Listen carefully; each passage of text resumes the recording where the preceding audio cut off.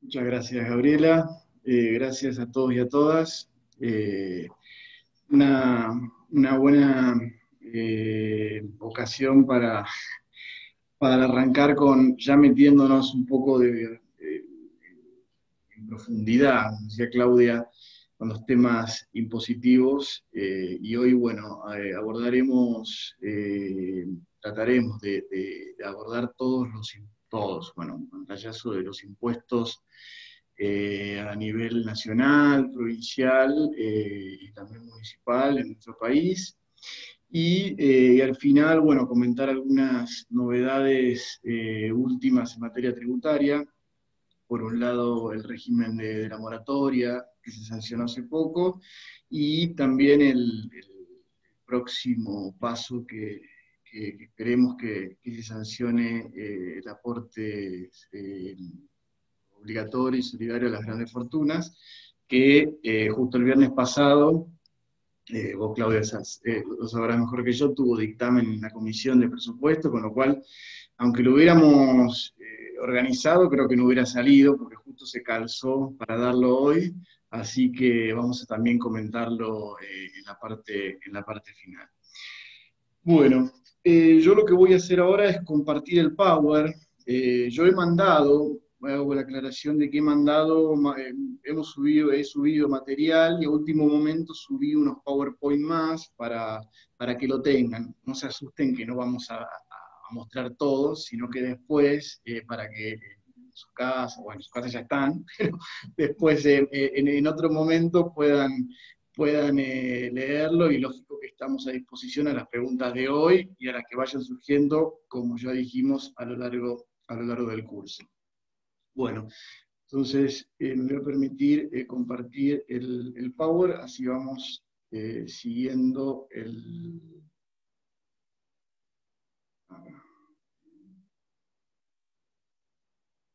desde el principio. Bueno,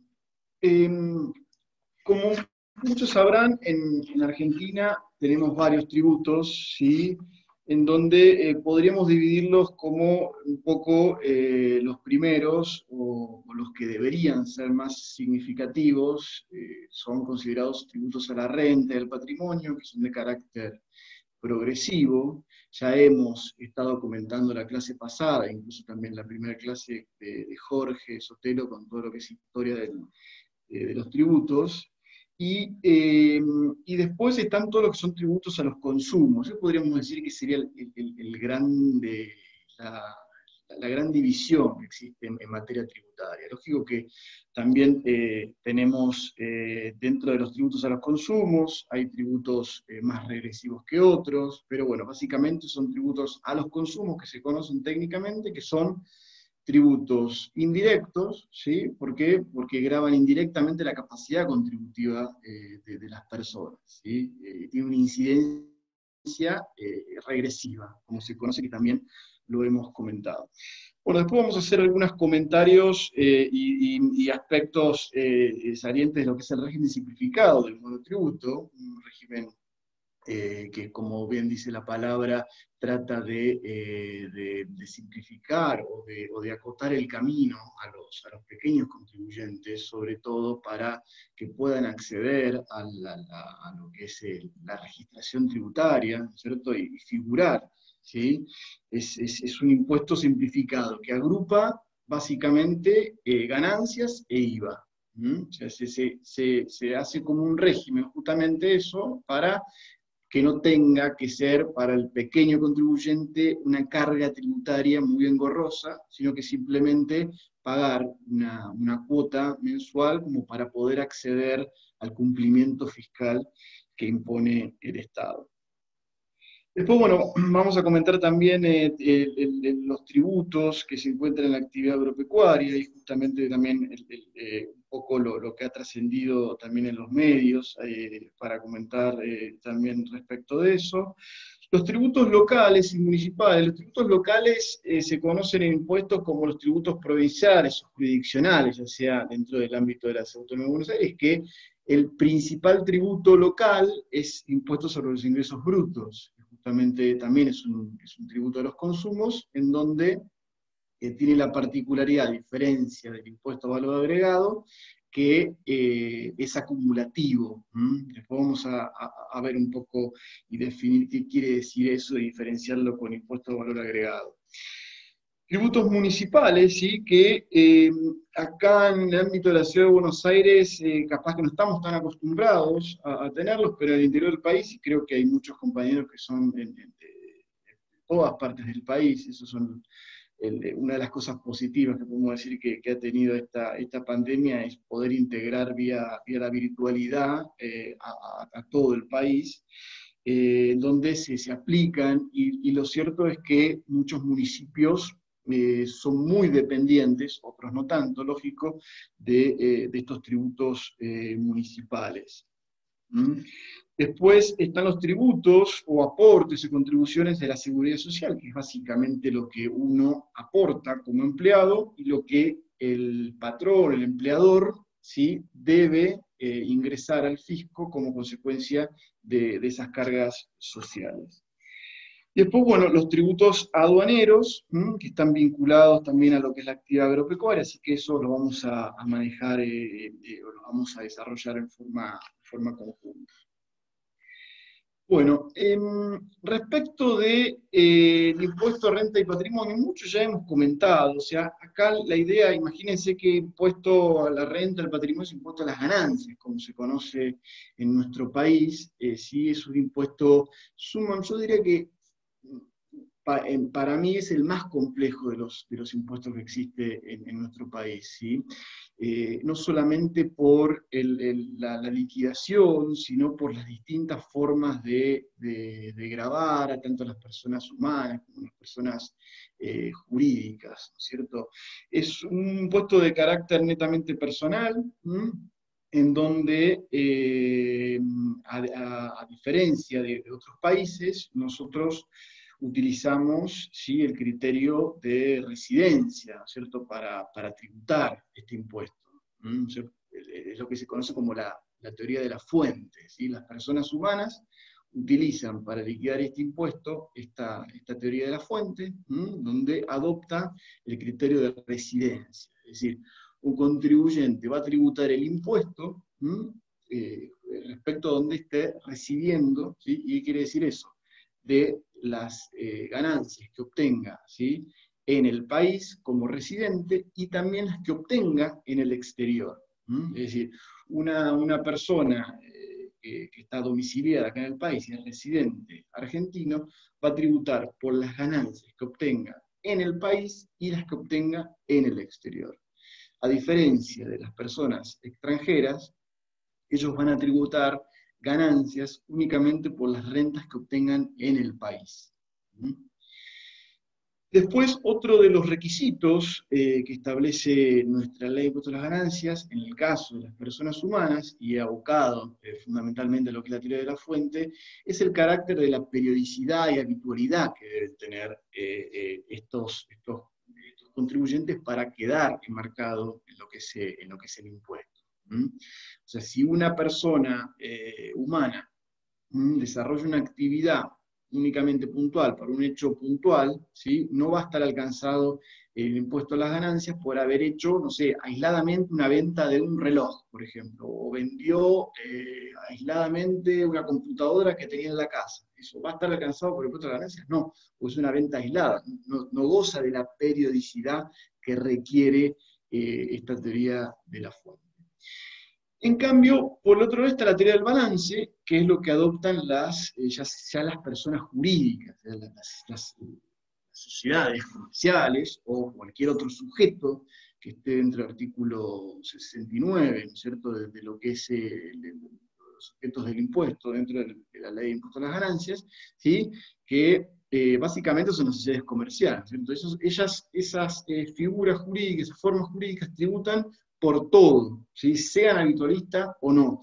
Todo lo que ingresa a la sociedad se considera gravado en el impuesto a las ganancias y por ello va a tener que tributar el impuesto que la ley establece.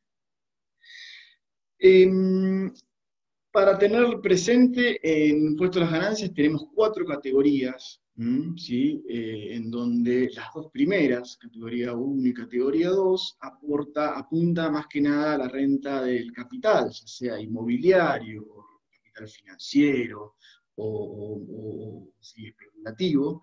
Y las categorías tercera y cuarta es más la renta donde grava la capacidad productiva y el desarrollo productivo que tienen tanto las personas humanas como las sociedades. La sociedad básicamente siempre como se engloba en la teoría del balance, siempre se dice que es renta de tercera categoría, porque en definitiva lo que termina diciendo la ley es que todo lo que no va ni a la primera, segunda y cuarta termina entrando por defecto, o sea, en carácter residual en esta categoría tercera del impuesto.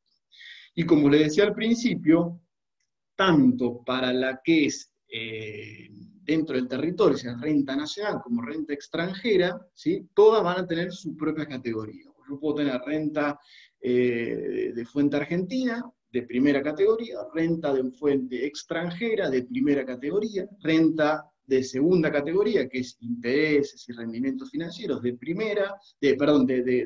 fuente argentina, o de fuente extranjera, y así sucesivamente con las otras categorías. Podríamos decir la categoría más castigada o que por lo general siempre tiene el mayor peso impositivo es la cuarta, que lógico que no debería ser así porque muchos sabrán que la cuarta categoría es justo la categoría que grava el trabajo personal, las jubilaciones y pensiones, ¿sí? Esa es la cuarta categoría, y también el trabajo o el desarrollo del trabajo profesional en forma independiente, ¿sí? Autónomo. Eso también está dentro de la cuarta categoría. ¿Por qué digo injusto? Porque, bueno, ustedes saben que han escuchado a veces en los diarios o en distintos medios donde siempre se cuestiona a ver si la renta del trabajo personal tiene que estar alcanzado por el impuesto o no. Bueno, es una discusión que tampoco vamos a resolver acá, pero que lógico que es aceptable. Y lo que sí es sumamente criticable es que es la renta que en línea contraposición a lo que debe ser un impuesto progresivo, esta renta de cuarta categoría es justamente la que más recauda el tributo en nuestro país. Habría que ver en el resto del mundo, que vamos a tener otro módulo que vamos a analizar justamente cómo es la renta o la tributación en el resto del mundo. Eso un poco es el beneficio que tenemos los coordinadores cuando damos las clases, que ya sabemos los temas que se van a dar en otras exposiciones, por eso tratamos de acotar a lo que se da, a lo que vamos a ver hoy. ¿Sí?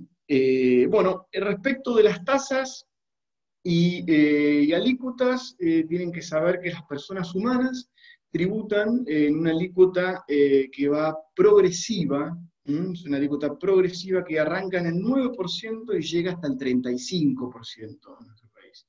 Y las personas jurídicas, ¿sí? Las sociedades, están tributando actualmente la tasa del 30%. ¿Sí? En su momento tributaban al 35%, y en el 2018 hubo una reforma tributaria en donde se pretendió escalonarlo, o sea, llegarlo hasta el 25%, que en diciembre del 2019, eso quedó como suspendido, o se mantuvo la tasa de que las sociedades continúen tributando al 30%. Es decir, las personas físicas o humanas, ¿sí?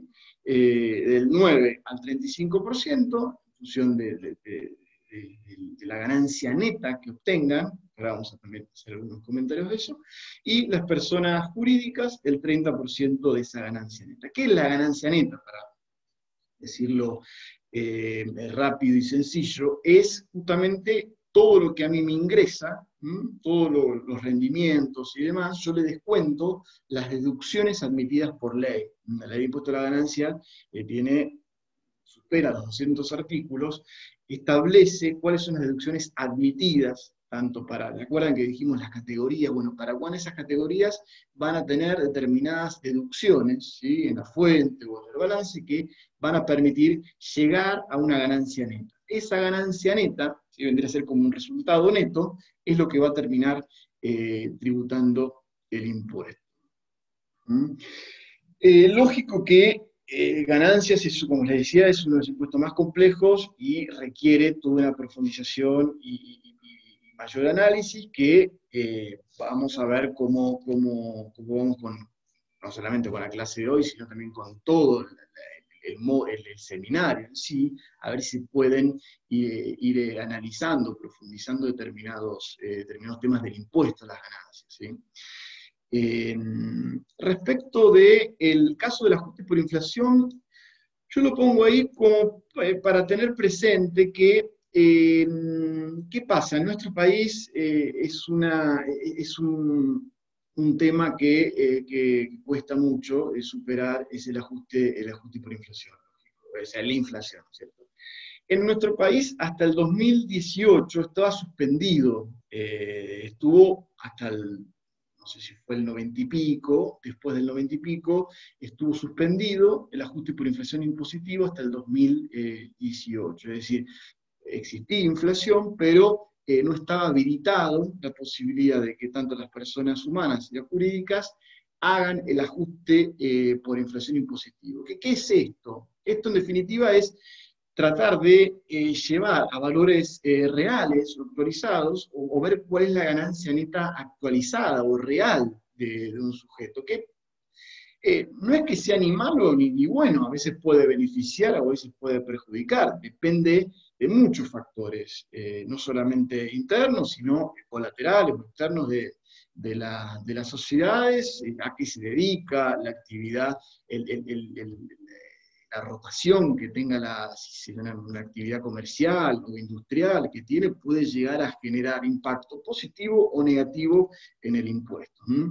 Lo cierto es que a partir del año 2018 se activó este título de la ley de impuesto a las ganancias, en donde se habilitó la posibilidad de hacer el ajuste por inflación impositivo a las personas jurídicas. ¿tá? Y lo que se advirtió es que se difiera, ¿sí? Esto es una cuestión muy técnica, pero tratar de que se entienda, es que el ajuste por inflación que yo tenga, ¿sí? No lo deduzca o no lo grave en ese año, sino que lo difiera por 3 años y ahora está diferido por 6 años. ¿sí? Es decir, una sexta parte lo voy a computar o grabar en este ejercicio, otra sexta parte lo voy a computar como deducción o como grabar en el siguiente ejercicio, y así sucesivamente a llegar a los 6 años. Lógico que como toda ley impositiva, tiene exenciones. ¿Qué son exenciones? Bueno, las exenciones son liberalidades que se dan por ley, ¿sí? A algo que está grabado. Imagínense que tenemos una pelota donde tenemos ahí todo lo que está grabado. ¿sí? Todo lo que está grabado está en una pelota. Lo que está fuera de la pelota es no grabado. Entonces, el legislador, cuando sancionó las leyes, puso en la pelota todo lo que está grabado. Y por cuestiones económicas o beneficios fiscales o lo que fuera, se decidió, también por ley, porque ustedes tienen que saber que cualquier cosa que se modifique en materia tributaria, que está establecido por ley, debe modificarse por ley, se eximió de que pague el impuesto. ¿sí? Esas son las exenciones, es decir, dejar de pagar algo que está grabado. Está grabado, ¿sí? Técnicamente está grabado, pero dentro de lo que está grabado tenemos operaciones exentas, que no están sujetas al impuesto, y operaciones no exentas, que en definitiva son las que tributan el impuesto. Como mencionar algunas, nosotros tuvimos el tema de la renta financiera, ¿sí? Este tema de la renta financiera es uno de los aspectos donde está en cierta forma exento, que luego en el 2018 en parte se pretendió grabar, a mi entender bastante desprolijo, y quiso ser oportunista, y para mí terminó generando el efecto contrario. ¿Por qué es esto? Porque las exenciones tributarias, como bien dice la palabra, ¿sí? deja uno de pagar. Pero es necesario a veces ver la película y no quedarse con la introducción, ver el bosque y no ver el árbol. ¿Por qué? Porque muchas veces pasa que algo que está exento, ¿sí? O como puede llegar a ser el tema de la renta financiera, puede ser que a la larga termine generando una recaudación tributaria por otro lado. Les doy un ejemplo nada más. Imagínense una persona que tiene un plazo fijo, el gobierno anterior los grababa, que uno dice la renta financiera, con quedarse con el título de que había que grabar la renta financiera, puede ser para los medios, para el diario puede llegar a ser tentativa o que les puede llegar a gustar. Pero en definitiva, un plazo fijo, ¿sí? Una persona que sabe que lo va a tener que grabar en impuesto a la ganancia, después al futuro no sé si lo va a terminar accediendo. ¿Por qué? Porque si no, acá voy a tener que pagar ganancias, la verdad que no me conviene, o voy a otro lado, o no invierto. Ustedes saben que a veces los bancos, esto Sergio lo sabe explicar mucho mejor que yo como economista, los bancos obtienen depósitos de las personas. Entonces, y con ese dinero que obtienen de las personas, ¿qué hacen? Lo prestan a otros sujetos, ya sea el banco privado o público, en definitiva, lo termina circularizando. Entonces, ese es el dinero que termina llegando a inversiones o a proyectos y demás, que es el que en definitiva termina dando el desarrollo productivo. Entonces, a esto voy con que no por hacer una crítica directa a lo que es la renta financiera, pero para que se entienda que muchas veces uno puede pretender, o por tener un título vamos a grabar la renta financiera, no terminemos perjudicando en definitiva la arca estatal, ¿sí? Porque aparte se les puso una tasa del 5%, después para otros, cuando tenía cláusula de ajuste era el 15%, bueno, cuestiones que ahora está todo, a mi entender, más equilibrado, ¿sí? ¿Sí? Entonces está eximida esa renta financiera de plazo fijo, ¿no es cierto? El pequeño ahorro que uno genere, eso no va a tener que pagar impuestos. Otro aspecto de exenciones puede llegar a ser interesante es el tema de los saberes del Poder Judicial, que esto, lo cierto es que hizo mucho ruido o genera mucha controversia porque los jueces que hacen se amparan en la intangibilidad de los saberes, entonces, pero bueno, uno lo piensa así en frío y dice, objetivamente dice, ¿por qué un juez no tributa el impuesto a la ganancia y una persona humana, un laburante, que ahora después vamos a ver la escala, por llegar a 70.000 pesos ya tiene que tributar el impuesto? Y por más que haya sector judicial que digan que quieren pagarlo, en definitiva no lo pagan, además termina yendo a ellos mismos, porque en definitiva son ellos después cuando hay amparos, hay planteos judiciales por parte de la Administración Federal de Ingresos Públicos, donde ha solicitado acciones declarativas, incluso ahora hace poco hubo una nueva de la Cámara de Mendoza, en donde terminó avalando que la actividad judicial está exenta en el gravamen. Así que bueno, pero los jueces o los que estén dentro de la actividad judicial, a partir de creo que el año pasado o el anteaño, ya los que ingresen, ¿sí?, a la actividad, esos ya van a empezar a pagar. Los anteriores, o sea, un juez que cobra 500.000 pesos, por ejemplo, que debe haberlo, esa persona humana no tributa el impuesto a las ganancias y sin duda, a mi entender, es algo muy poco equitativo.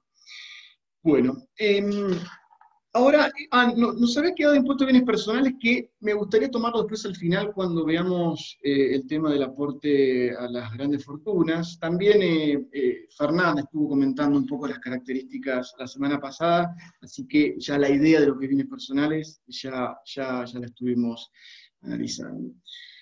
Respecto a los impuestos a los consumos, justamente una de las características principales es, como decíamos, es que es indirecto, ¿sí?, grava indirectamente la capacidad contributiva, Y la regresividad es lo más criticado no solamente a nivel acá en nuestro país, sino en el mundo. O sea, pero a diferencia, sí, de lo que es el resto del mundo, nosotros, un poco lo estuvimos comentando también, tenemos el impacto en la recaudación, ¿sí? A partir de los años 70, que muy bien lo decía la semana pasada Fernanda y también Jorge, ha generado el top de la recaudación y por lejos, ¿cierto? El impuesto a los consumos por excelencia es el impuesto a valor agregado. Es el impuesto que dentro de sus características es regresivo, indirecto, y tiene otra característica que es no acumulativo. ¿Qué quiere decir esto? Que para las operaciones que generan este agregado, que se denomina débito fiscal, yo voy a poder detraerme de esos débitos fiscales los créditos fiscales. Es decir, las compras que yo hago, yo me las voy a poder netear, por llamarlo de algún modo. Entonces, por eso es que tiene la característica de, en principio, no ser acumulativo, porque no traslado yo, en definitiva, el precio, el impuesto, perdón, al precio, no debería. Y un poco con los datos, como para no dormirlos tanto, con respecto al último informe de la recaudación, que yo lo subí que aporta el Congreso, incluso también la FIP lo ha puesto, en agosto la recaudación del impuesto a valor agregado supera, ¿sí? En el acumulado, es decir, hasta agosto, supera lo que es ganancias y bienes personales. Entonces uno, a veces cuando escucha que en nuestro país tenemos una presión fiscal tan alta, yo diría, bueno, a ver, paremos la pelota y veamos cuáles son los impuestos que generan esa presión fiscal, o supuesta presión fiscal tan alta. Hasta agosto del 2020, entre ganancias y bienes personales, se recaudaron casi un billón de pesos, es decir, 1.000.000 de millones. Y en cambio en el IVA fue 1,15 billones, es decir, como lo decía Fernanda también, entre ganancias y bienes personales, y no llega a superar lo que se recauda en impuesto a valor agregado. Con el agravante de lo que les decía antes, que la renta de cuarta categoría, que es la renta de trabajo personal, es la que más repercute en ganancias. Con lo cual, si uno empieza a depurar la recaudación tributaria, sería bueno hacer ese análisis también, que está, pero bueno, yo la verdad que no lo he hecho aún, es ver cuál es dentro de ganancias, ¿sí? Persona jurídica, ¿sí? Ya sea o mediana o gran empresa, ¿sí? Cuánto eso repercute en la recaudación tributaria para ver si efectivamente la presión fiscal es como se dice, o la mayor significatividad se da por los impuestos regresivos y el impuesto al trabajo personal. Bien, bueno, respecto de diferenciaciones de alícuotas, ustedes saben que el impuesto al valor agregado tiene como alícuota general el 21%, pero en algunos casos se eleva al 27%, básicamente en temas de energía eléctrica y gas, y después tiene muchos casos en donde se reduce a la mitad, es decir, al 10,5%. Hay un nomenclador, el artículo 28, creo que es la ley de impuesto agregado, donde establece una serie de casos, ¿sí? Justamente para que no se distorsione el precio y se le atenúa y se le da una diferenciación en lo que es el IVA. El típico caso es la actividad agropecuaria. La actividad agropecuaria, todo lo que es campo está alcanzado, el débito fiscal es el 10,5%. Entonces, muchos sectores agropecuarios siempre ponen el grito en el cielo porque, claro, tienen que pagar el 10,5% y tienen que pagar, perdón, por las compras el 21% y después venden al 10,5%. Entonces, por lo general se les genera un saldo a favor, ¿sí? Que no lo pueden trasladar porque dentro del impuesto a valor agregado tenemos dos partes, uno que es un saldo técnico y otro que es de libre disponibilidad. El saldo técnico, que sería débito menos crédito, para que se entienda, no lo puedo trasladar, es decir, no lo puedo terminar computando. Entonces, yo in eternum tengo este saldo técnico, en definitiva, termina siendo un costo, ¿no es cierto? Bueno, después, con respecto bueno, ya que estamos, podríamos meternos con el tema de los impuestos agropecuarios, en donde, o tasa, o derechos, ¿sí? Vinculado a lo que es derechos agropecuarios. Y a partir del año pasado, ¿sí? Se implementó una nueva escala, ¿no es cierto?, en todo lo que es graduación de los derechos, ¿sí? De tributación, que esto ya sería, ¿sí? Dentro de lo que es impuestos o tributos aduaneros, ¿sí? Entonces, dentro de lo que son los tributos aduaneros, ¿sí? Hay una parte que es derechos de exportación, ¿sí? Y se ha puesto una escala de alícuotas, ¿sí? Que van desde el 5% y llega hasta el 33% en el caso de la soja, que últimamente están viendo, o sea, a ver, como posibilidad, ¿no es cierto? Lo que trascendió hoy es que puede llegar a ser una reducción. O sea, ¿cómo es el tema? Lo cierto es que existe mucha capacidad acopiada, mucho stock de granos acopiado en el sector agropecuario.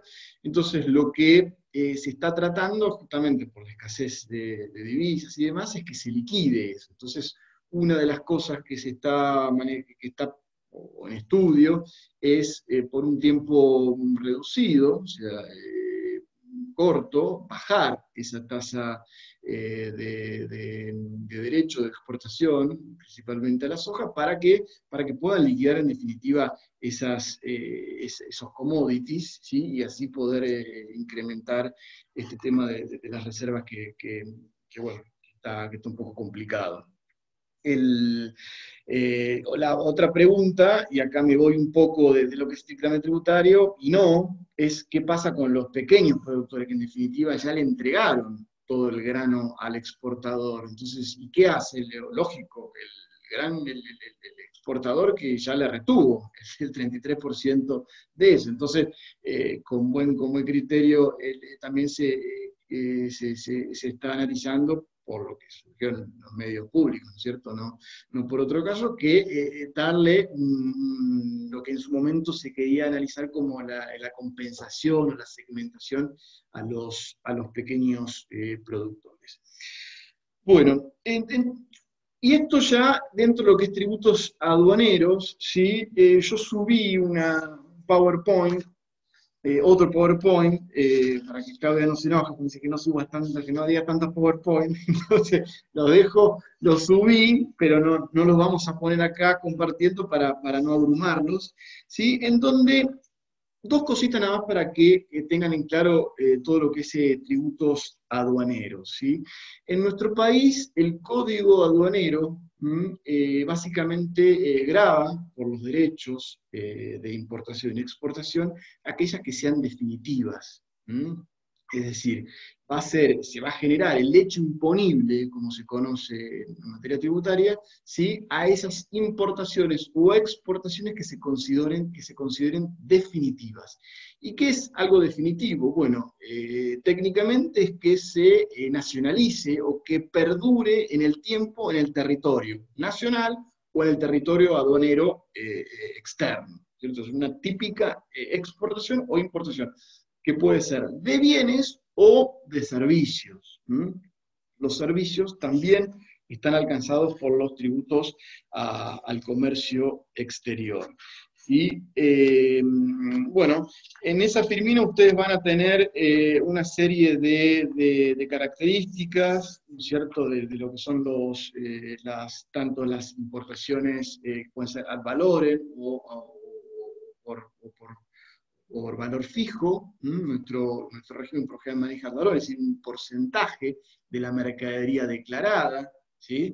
Y los beneficios que tiene es que, un poco lo comentaba en la primera clase Jorge, entonces si no se olvidaron, espero que no, de lo que es la historia de tributación, que en su momento existía solamente este impuesto, el que cobraba en la aduana, es decir, y era 100% verificable y inviolable o poco evasivo, poco elusivo, porque existía la mercadería y si vos la querías ingresar al territorio o sacar del territorio, tenía que pagar el impuesto, no había otra.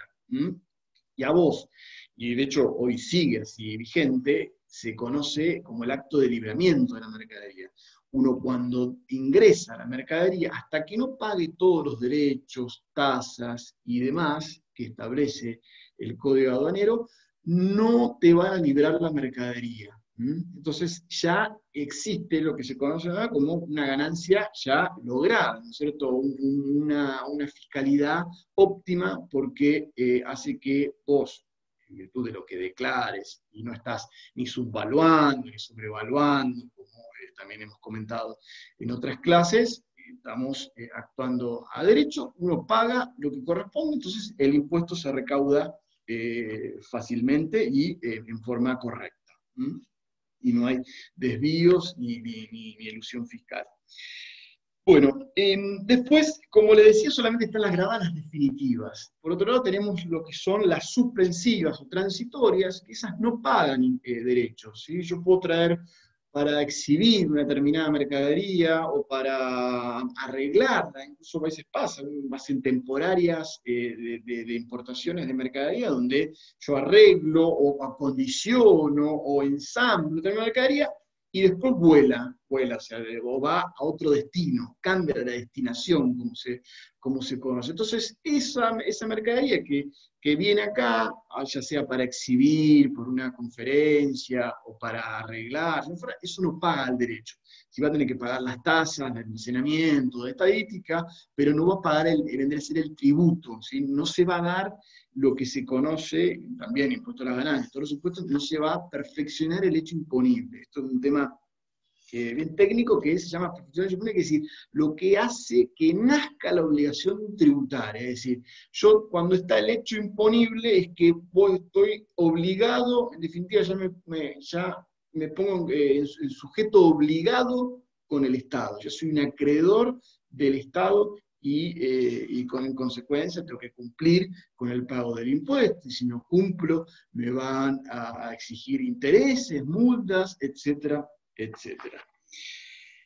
Bien, y para finalizar con el tema de tributos aduaneros, acá una de las cosas que se pretende es siempre, que también lo van a ver cuando vean contexto internacional, es priorizar a la región o la área aduanera común, ¿cierto? Lo que se conoce en nuestro caso, en nuestra región, como el Mercosur. Entonces, lógico que hay atenuaciones o liberalidades prácticamente de derechos cuando se comercialice intrazona, como se dice, es decir, entre países miembros del Mercosur, ¿sí? O también se ponen de acuerdo los países miembros del Mercosur para establecer una determinada alícuota cuando, con una determinada alícuota para un producto para todos los países miembros, es decir, Argentina, Brasil, Uruguay, se ponen de acuerdo en que, no sé, una determinada mercadería se exporte hacia Europa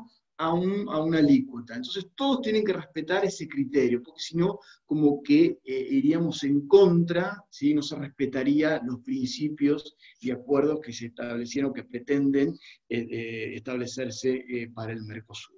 Todos los países, ¿sí? Argentina, Uruguay y Brasil deben ir en esa línea, y hago un paréntesis, no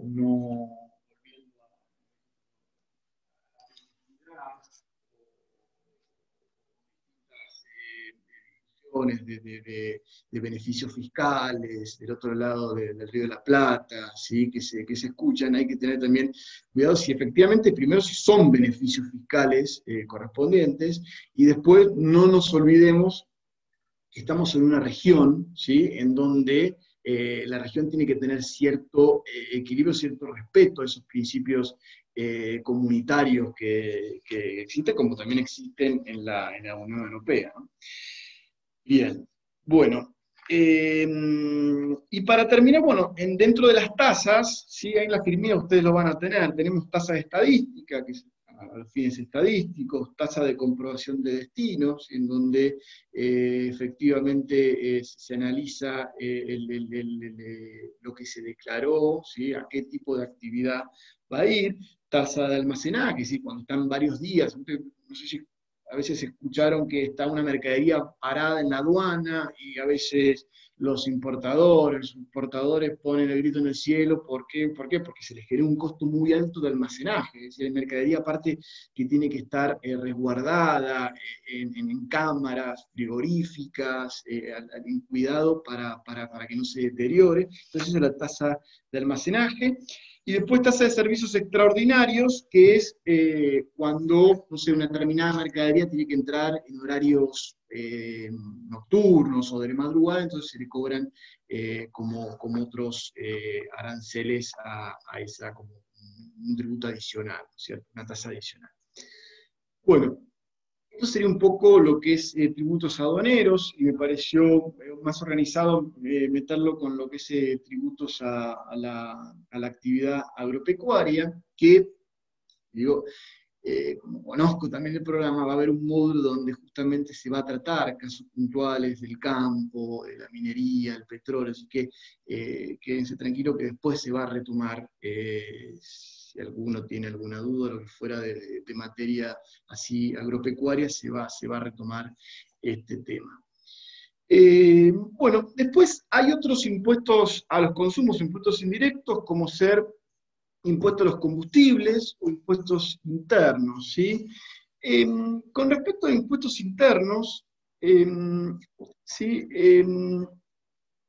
A partir de diciembre del año pasado se estableció una suba, ¿sí? De determinadas alícuotas a bienes suntuosos, ¿sí?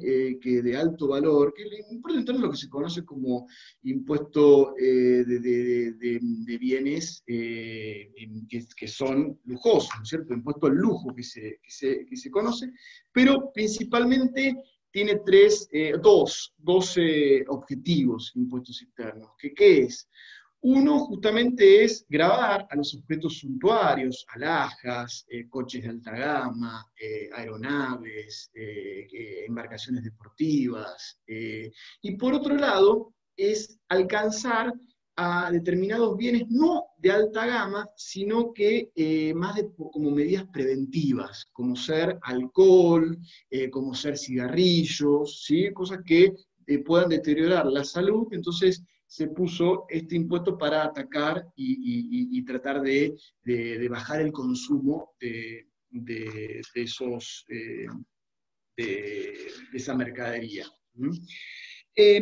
Bueno, entonces les decía que en diciembre de 2019 se decidió hacer un aumento y en buena hora se dispuso para tratar de evitar esa regresividad que tiene. Y yo creo que impuestos internos es el menos regresivo de todos, porque justamente apunta a gravar a los bienes de lujo, que en las embarcaciones y en los autos sin duda abarca un estrato social de un alto poder adquisitivo. Y un dato importante que también ahora de recaudación, que me pareció interesante mencionar, es que de los impuestos, ustedes saben que por la crisis económica que está viviendo, la variación anual o interanual, es decir, de los tributos, ha bajado en términos reales. Por suerte, desde mayo existe una creciente, y se está como activando, pero bueno, lógico que cuesta llegar a los niveles, pero se está subiendo. Pero hay un impuesto, o dos, les diría, dos impuestos, fíjense qué casualidad, hay dos impuestos que han subido por más de lo que fue la inflación. Y uno fue el impuesto sobre los bienes personales, y otro fue impuestos internos. Y justamente son impuestos donde antes habían bajado las alícuotas. Saben que en el gobierno anterior hasta incluso se barajó por la ley 27260 eximirlo directamente. Se fue bajando gradualmente, 0,75, 0,50, 0,25%, y después la idea era discontinuar con ese impuesto. ¿Mm?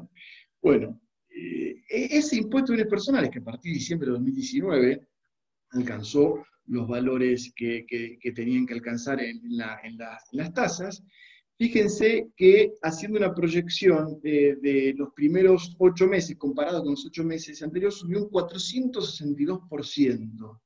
Impuestos internos subió un 80%, es decir, si hacemos una inflación más o menos de entre 45 y 50% interanual, estamos por encima de ese valor, con lo cual, después fíjense, ahí no los quiero abrumar con los números, porque el cuadro tienen todos, a ver que todos interanualmente fueron bajando, no llegó, en realidad, en términos nominales subieron, pero estamos hablando en términos reales, pero el único caso que no, los únicos 2 casos en donde se ha mantenido el aumento fue en impuestos internos e impuestos de bienes personales. Bueno, después está el impuesto país, que es un tributo nuevo, con lo cual está lógico que el margen va a ser mayor. Así que bueno, respecto de internos, bueno, es eso. Una de las características que tiene el impuesto, además de ser específico para determinados bienes, es que la propia tasa integra la base imponible.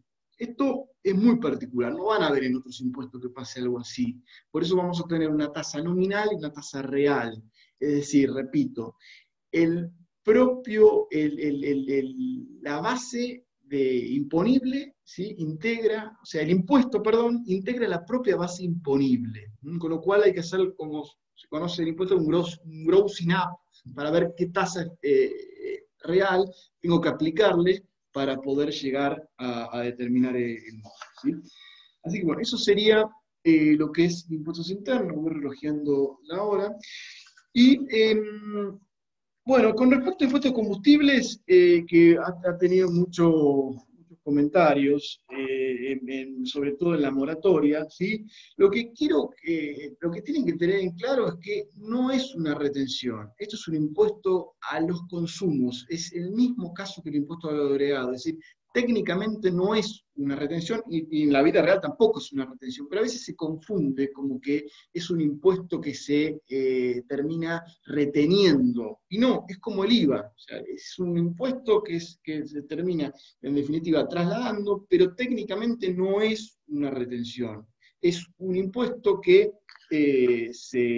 repercute en la última, porque se graba por única vez, pero no es una retención, ¿sí? Es como en el mismo caso que el impuesto al agregado, ¿sí? Es un impuesto que se cobra, ¿sí? Y va a lo que es el sujeto, porque ¿cuál es el tema? Con las retenciones, y perdón que insista con esto, las retenciones, el sujeto pasivo del tributo es otro, no es el que lo recauda.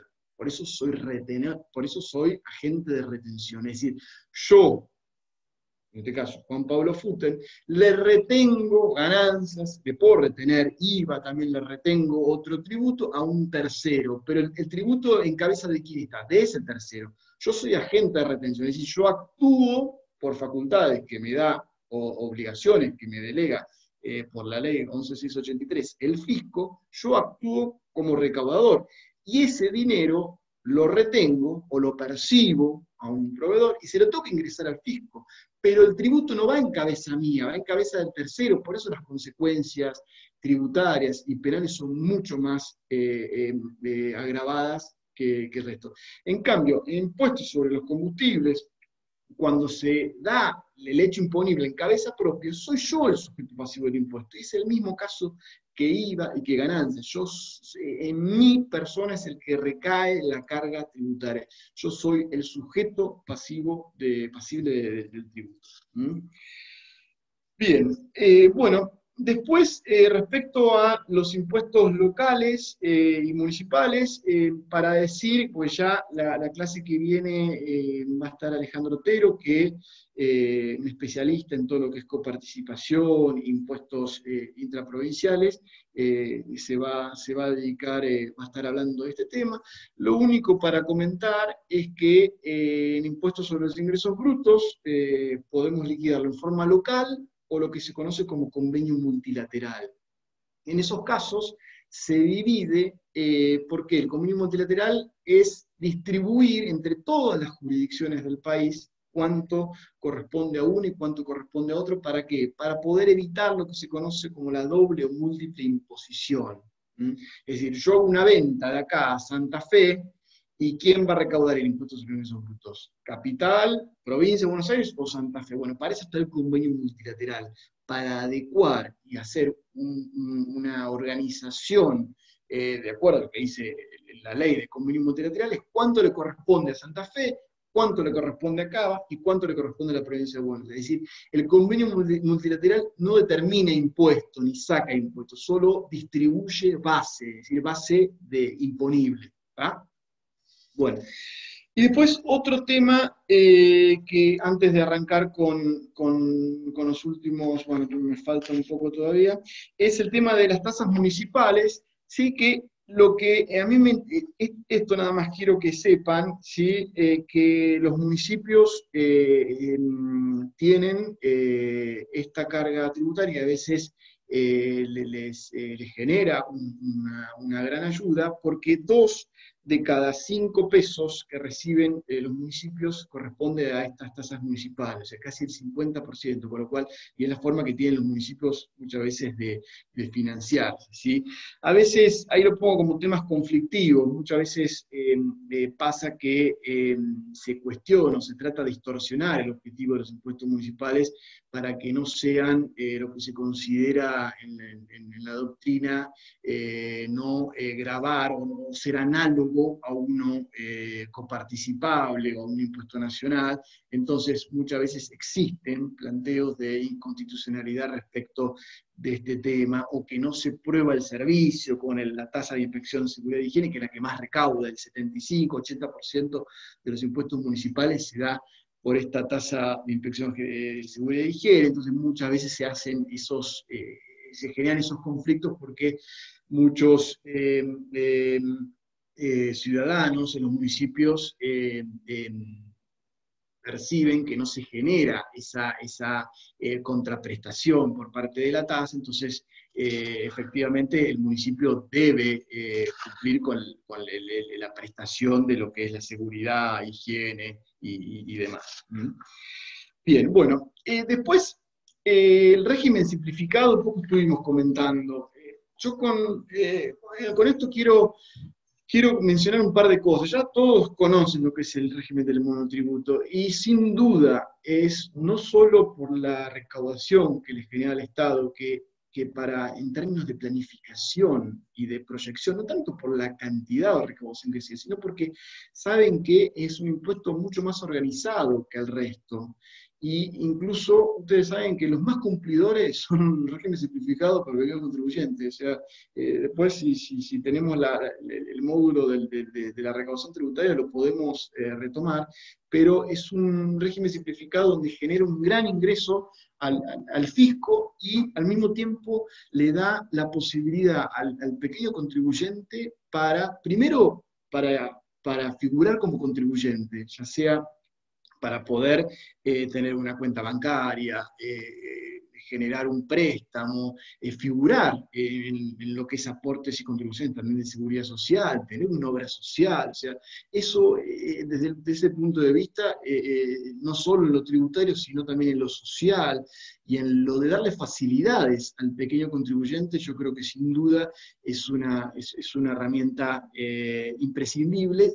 Y como digo esto, también digo que muchos se abusan, ¿no es cierto?, de este régimen, y una de las críticas que tiene es que a veces favorece a las grandes sociedades, a las grandes empresas, en donde tratan de evadir o tratar de no pagar impuestos, ¿sí?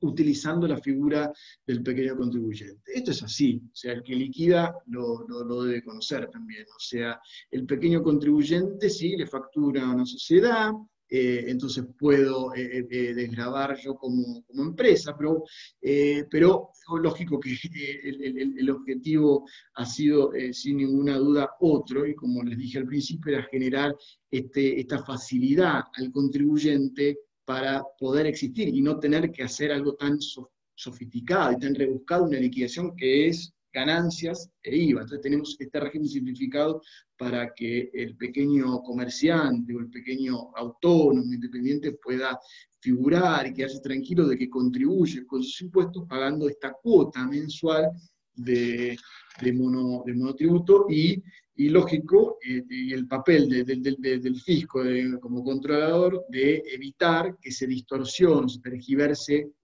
la finalidad por la cual se ha creado. Después, con respecto a los aportes y controles de la seguridad social, acá a mí me hubiera gustado, pero bueno, el tiempo a veces no, el tiempo es tirano, se dice, y tratar de ver todos los impuestos a veces es muy difícil. Todo el procedimiento de lo que es el régimen de seguridad social, ¿qué es? Ustedes saben que todos los contribuyentes tienen que retenerle a los empleados y aparte generar la contribución de seguridad social. Si eso no lo ingreso como corresponde, ¿sí? Voy a estar sujeto a la fiscalización y a las sanciones y demás que por parte del fisco, que tiene por un decreto, creo que fue un decreto del 95, se le delegó las facultades al fisco para que recaude y fiscalice tanto los aportes o contribuciones de seguridad social. Ustedes saben que seguridad social es otra esfera, no es netamente impositivo, ¿sí? Pero la Administración Federal de Ingresos Públicos, a partir del decreto 618, creo que fue, se unificó todo, seguridad social, aduana e impositiva. Ahí menciono del principio solve repet, que Jorge lo había mencionado, ¿se acuerdan que qué es? Pague y luego repita. Esto es un principio que se mantuvo a lo largo de la historia con respecto a seguridad social, que originariamente, ¿se acuerdan cuando vimos de la historia de la educación? Era para todo. Antes uno, si quería discutir un impuesto, lo tenía que pagar y después lo discutía. Hoy en día, con los impuestos, no. Con materia de seguridad social sigue estando ese principio, por suerte. ¿Por qué? Porque el principio de solve repet lo que hace es resguardar ese bien jurídico que es la seguridad social. Imagínense, es un día, de un día para el otro, no sé, el 80% de los contribuyentes dejan de depositar los aportes y contribuciones de la seguridad social, que se genera un desfalco, un total de descalabro de todo lo que es la recaudación tributaria. Entonces, por eso es que se sigue manteniendo, y eso que repercute en las jubilaciones y demás, aportes que vuelven al Estado como seguridad social. Entonces se mantiene el principio solo repetido. Cualquier discusión que yo quiera hacer, ya sea en instancia judicial, tengo que pagar y repetir. ¿Sí? Y eso lo ha corroborado la Corte Suprema en un fallo living case, como se conoce, que fue Microómnibus Barranca de Belgrano, en donde la Corte Suprema ha dicho que prevalece este principio de solo RP para cualquier discusión que se plantee en materia de seguridad social. Y por último, lo de las cuotas a favor de la administración, que esto también a veces es un tema que sería interesante. Juan Pablo, Juan Sí, Pablo, sí. perdón. Sí. No, por favor, ingresó el doctor Parrilli, así que cuando puedas ir cerrando, así de paso él saluda y ya comenzamos con las preguntas. Cuando Ah, puedas ir bueno, cerrando, te está bien. agradezco. Bueno, nada, nos queda cualquier cosa después retomamos, ver la moratoria y ver el aporte de las grandes fortunas, que vamos si podemos, aunque sea comentarlo, interactuar con todos, incluso con el doctor Parrilli también si quiere darnos su parecer. Y para finalizar, bueno, esto de las cotas a favor de la administración sería un buen objetivo, ¿sí? Porque uno muchas veces se queda dentro de lo que es la esfera administrativa, discutiendo los impuestos, instancias administrativas, contestando una vista o metiendo un recurso de reconsideración, meramente dilatorio, a veces inconducente, y lo único que termina haciendo es ganar tiempo para uno vaya a saber qué, y en definitiva le genera un perjuicio grande al Estado. Entonces, generar unas costas, es decir, a favor de la administración cuando se esté tratando temas en instancia administrativa, a mí me parece sin duda que sería una buena idea. Y bueno, dejo acá Claudia. Sí. Sí, tendrías que dejar de compartir pantalla, Juan, Perdón, si fuera perdón. posible. Sí, cómo no. A ver, un segundito. Bueno, muchas gracias. Ah, Juan. Ahí está. Muchas gracias. Ahí está el doctor Parrilli. ¿Cómo estás, Oscar? Bueno, buenas tardes, Claudia. Buenas tardes, Juan Pablo. Buenas tardes a todos, a todas. La verdad que un gusto en saludarlos. Yo no quería dejar de estar. Este curso no he podido estar en los días anteriores. Me quería quedar un rato más para escucharlo a Juan Pablo, pero la verdad que, bueno, un minuto para saludarlos porque tengo ahora una reunión de bloque que tenemos el viernes, sesión, y tenemos algunos temas que tratar. Así que la verdad que cuando nos propusieron hacer un curso sobre el tema de impuestos, dijimos, wow, es una cosa media pesada, medio dura, para especialistas. Bueno, pero vamos a probar. La verdad que siempre es bueno tratar de transmitir conocimiento. Y la verdad que nos superó totalmente la expectativa. Nosotros estimamos, bueno, si llegamos 50, 60 compañeros y compañeras que estén interesados en el curso, va a ser un éxito, pero bueno, estamos cerca de los 200 inscriptos. Veo que hay más de 160 que están participando. Ya van varias clases, no se han cansado. Es un tema duro, difícil, pero es un tema que los militantes políticos tienen que conocer y tienen que saber. ¿Por qué? Porque una de las cuestiones fundamentales que hay en la gestión es a quién se le cobra, quién paga los impuestos y cómo se distribuye el dinero. Esta es la pelea histórica desde la época de la monarquía, de los señores feudales, siempre ha sido la gran discusión. Y fíjense que los sectores concentrados de la economía, aquellos que no quieren el Estado, aquellos que desprecian el bien común, que desprecian la solidaridad, no se preocupan tanto por cómo uno gasta o cómo el Estado o cómo los gobiernos gastan la plata. Siempre lo que dicen es hay que cobrar menos impuestos. Eso es, ¿por qué? Porque evidentemente los impuestos los tienen que pagar aquellos que más tienen, aquellos que mayor capacidad contributiva tienen. Y nosotros, a decir verdad, tenemos un sistema tributario bastante injusto, bastante inequitativo a lo largo de los años. Hay que irlo solucionando. En su momento, en los 10, 12 años de gestión, avanzamos bastante en ese aspecto. Ustedes recordarán que no fue fácil, fue con grandes tensiones, con grandes problemas. Y ahora, con el gobierno de Alberto, obviamente estamos retomando esa senda. Tuvimos un retroceso muy grande en estos 4 años. No es casualidad que Macri haya sacado el impuesto a los ricos y dejado los impuestos masivos o regresivos, y esto hay que ir cambiándolo paulatinamente. Yo creo que Juan Pablo sin duda les va a transmitir la experiencia porque él conoce bien el tema, trabaja de esto, además de ser un excelente asesor mío en el Senado y trabajar en muchas de las leyes, es también docente, ha trabajado y conoce bien a fondo este tema. Así que yo no quería dejar de saludarlos, felicitarlos por el curso, obviamente, y decirles a aquellos que están participando que realmente va a ser muy bueno todo lo que puedan aprender. Y básicamente para esto, ¿no? Para tener claro que cuando uno está en la gestión del gobierno y tiene que decidir temas, lo que decide fundamentalmente es cómo distribuye los recursos que el Estado tiene. Y eso pasa no solamente por ver cómo se gasta, que hay que gastarlo bien, sino quién paga, cómo se recauda. Eso es la otra pata del tema, digamos, o de la cuestión. Así que, bueno, muchas gracias, felicitaciones a todos y bueno, van a ver un tema importante ahora, ¿no? Fíjense lo que nos costó llevar al recinto el tema del impuesto a las grandes fortunas. No es fácil y todavía no lo hemos sacado. Así que va a haber que, digamos, trabajar mucho políticamente para que finalmente este impuesto pueda salir. Bueno, les mando un gran abrazo a todos y a todas. Gracias. Gracias, Oscar. Te comentamos nada más que está recibiendo muchos elogios Juan Pablo por su clase de hoy, y ahora Gabriel Alegre, a quien le pido que vaya prendiendo su cámara, que es una de quienes también a quien también agradecemos toda su tarea, va a empezar con las preguntas a Juan Pablo, así que ya ves que tratamos de que no nos quede nada sin resolver o sin entender, digamos. Gracias, Claudia.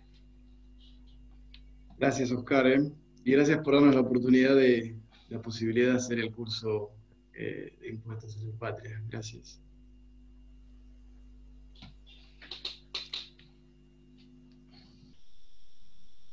Bueno, Juan Pablo, yo no sé si querés cerrar algo más antes de empezar con las preguntas, porque fue medio así... Quería comentar... Los dejo entonces, los dejo a Juan y a vos, Gaby, con esta parte. ¿Sí? Dale, gracias, Claudia. Dale. Si tengo 10 minutitos, 15 minutitos, ¿tengo? 10 minutos, 10. 10 minutitos. Entre 5 y 10, Futen, entre 5 y 10. Solo para cierre y bueno, está lo de las grandes fortunas también, ¿no? Ibas a hablar... Claro, por eso quiero comentar... Dale, avance, no se aparte reprima. no van a ser tan aburridas como el resto, van a. Bueno, como les decía, nos quedan un par de cosas para comentar. Uno es lo de la moratoria que se amplió, para que tengan presente los compañeros cuáles fueron las últimas novedades. ¿Sí? Recuerdan que en diciembre de 2019, cuando arrancó la emergencia económica, salud, es decir, la primera emergencia que tuvimos, se estableció un régimen, una moratoria, ¿no es cierto? Una moratoria en la cual determinadas características y beneficios para que, sobre todo las MIPYMES, ¿sí? Que fueron las que más sufrieron, ¿no es cierto?, con la crisis económica y que tuvimos en los últimos 4 años, se pudieran reestructurar, acomodar para poder seguir o poder reencauzar su actividad y salir adelante. Ahora, hace un mes aproximadamente, se amplió, lógico, esa moratoria. ¿Por qué? Porque tuvimos otra emergencia económica, y en este caso a nivel mundial, que fue la pandemia, ¿sí? Entonces se habilitó hasta el 31 de julio, ¿sí?, la posibilidad de meter deudas, ¿sí?, y donde se dio beneficios a cumplidores que nunca se habían dado en otras moratorias, ¿sí? Acá se dieron beneficios a monotributistas y a determinados autónomos, ¿sí?, y determinadas restricciones que vimos que han sido un poco criticadas, pero que si uno lo piensa objetivamente y en sentido común, no puede no estar en acuerdo a esas medidas, que fue ni más ni menos que el Estado le dé beneficios a quienes efectivamente lo necesiten.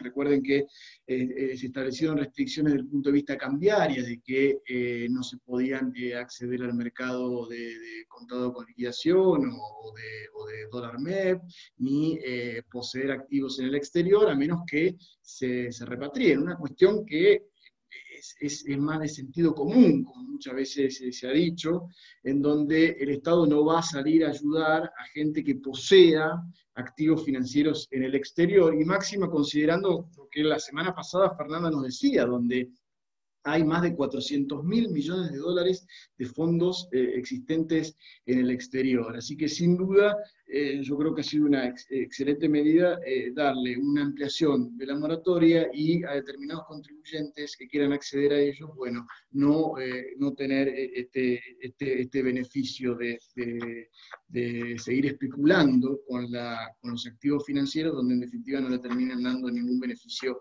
de productividad a nuestro país. Y por último, tenemos que no podemos dejar de mencionar este nuevo aporte que se está tratando en la Cámara de Diputados, donde tuvo dictamen favorable el viernes pasado, así que está próximo a tratarse, y que mencionar algunas características de lo que es este aporte. Recuerde que es un aporte solidario y obligatorio por única vez, ¿sí?, extraordinario, justamente para poder atenuar y darle un respiro a la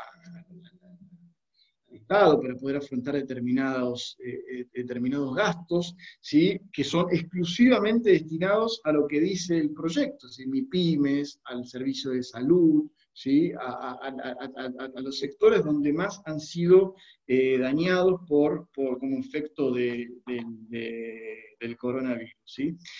Y fíjense que apunta, ¿sí? Como decíamos antes, para los bienes personales, y acá ni siquiera se apunta a un espectro de una población de no más de 10.000 personas. De hecho, en su primer momento estaba estipulado en 12.000, y ahora por un informe que presentó el Fisco, ni siquiera llegaría a las 10.000 personas, ¿sí?